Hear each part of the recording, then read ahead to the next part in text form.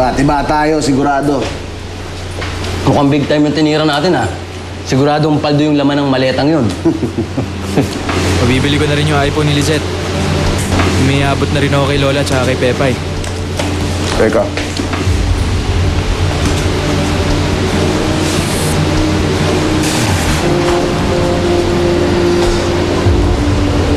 Tagal ni Benji, ah.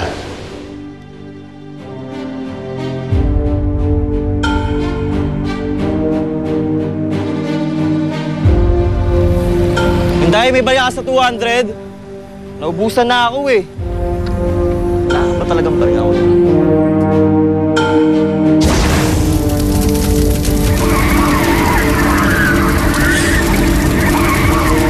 Yan ang kaparusahang naghihintay sa'yo kung hindi mo may tutuwid ang buhay na ipinagkaloob sa'yo. Hindi kaya umurong na naman yung utol mo? Hindi na gagawin ni Kuya yun. Gipit din yan eh. Kailangan din niya talaga ng pera. Tsaka mukhang parating na yan, sasalubungin ko na.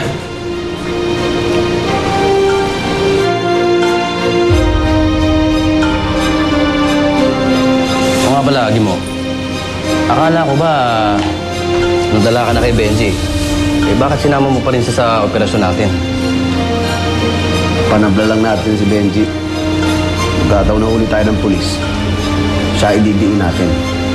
Eh hindi. Hindi natin siya papartihan. Makaganti ba lang tayo sa gagong yun?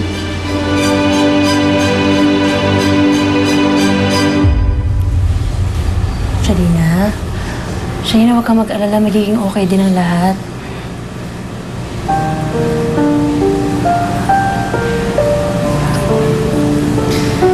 Hindi ko alam, Tessa. Mamamatay na ako sa pag-aalala ko sa kapatid ko. Hindi ko na alam kung anong gagawin ko. Puro kamalasan lang na nangyayari sa akin. Wala na ba talagang awa ang Diyos sa akin? Shalina, huwag kang magsalita ng ganyan. May awa ang Diyos.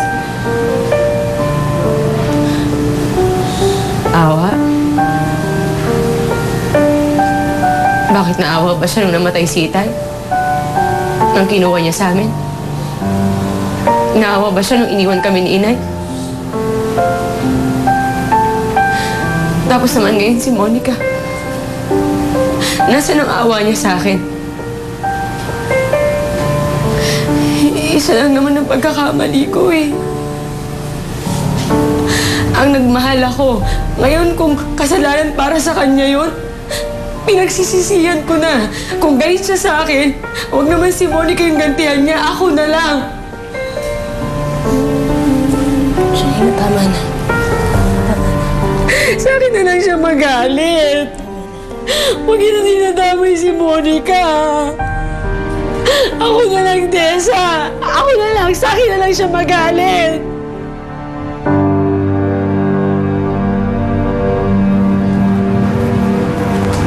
Sorry, sir. Pero hindi ko na pinawabutan ng mga Aldappers. Delikado na talaga ang panahon ngayon. Kahit saan ka magpunta, talagang nagkalat na ang masasamang loob. Ma'am.